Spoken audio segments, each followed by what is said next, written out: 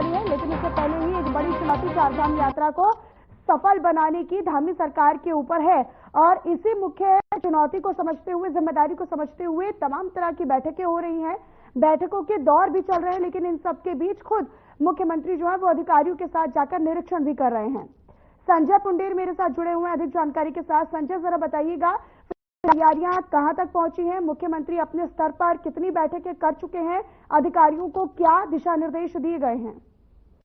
देखिए, चारधाम यात्रा अब चलने में महज 5 दिन का समय शेष बचा है, तो ऐसे में चारधाम यात्रा की तैयारियों को अंतिम रूप दिया जा रहा है, क्योंकि बीते दिनों से हम लगातार देख रहे हैं कि मुख्यमंत्री सभी संबंधित विभागों के साथ लगातार बैठक कर रहे हैं, क्योंकि यात्रा दिव्य और भव्य हो, इसी को लेकर सभी अधिकारियों को दिशा निर्देश दिए हैं कि जो देश के कोने कोने से या फिर विदेश से श्रद्धालु पहुंचेंगे उनकी गाँव में कोई कमी ना रहे।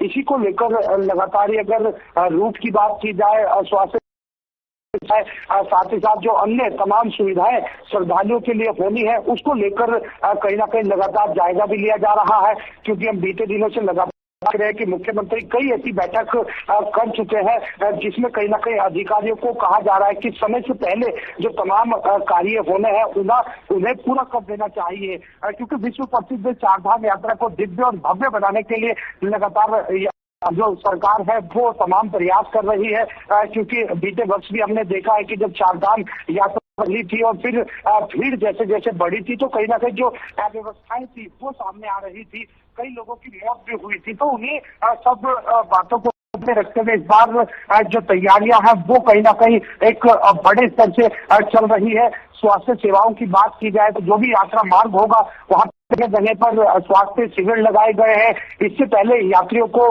ये समझना होगा कि अगर हमें यात्रा करनी है तो किन किन नियमों का पालन करना होगा। लेकिन संजय, क्योंकि पिछले समय हमने देखा था कि जिस तरीके से मोबाइल फोन्स लेकर एंट्री हो रही थी, लोग रील्स बना रहे थे, तो कहीं ना कहीं सरकार ने ऐन समय पर मोबाइल फोन्स पर या किसी भी प्रकार की रील बनाने पर रोक लगाई।